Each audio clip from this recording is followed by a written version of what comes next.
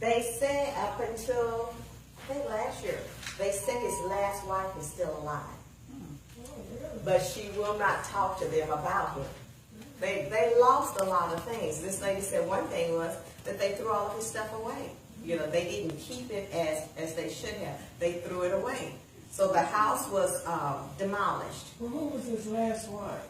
I'm not sure, but Miss Sanders will know. Brenda Sanders' wife, she will know, because they've been trying to get in contact with her. And there is a book. I interviewed the lady who wrote it about Bruce Nick, because Miss Opal Lee kept saying his house was still there, but it's not there. His house is not there anymore. There is a house there you can go to on that side of town, and if you go on that side of town where his house used to be, there are a lot of big houses there.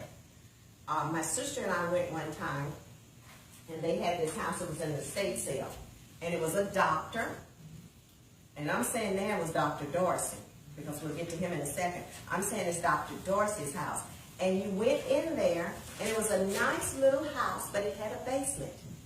There was a basement in there, and they had a maid, and you know, the little maid uniform and so forth. But they had the prettiest china that I had ever seen. It was red, trimmed in gold, and it was like a place setting for like 20 or 30 people. Because I remember going back and telling my minister about it. He's like, "Why didn't you buy it? I don't need a place setting for 20 or 30 people." They had the roof was bought from someplace in Germany or something like that. The house was immaculate. The lady went to Wiley College.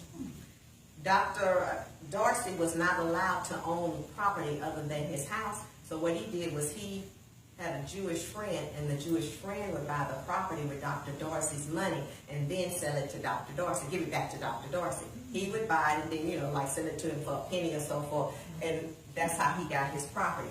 But this is like his house. And back in the day, that was probably a huge house.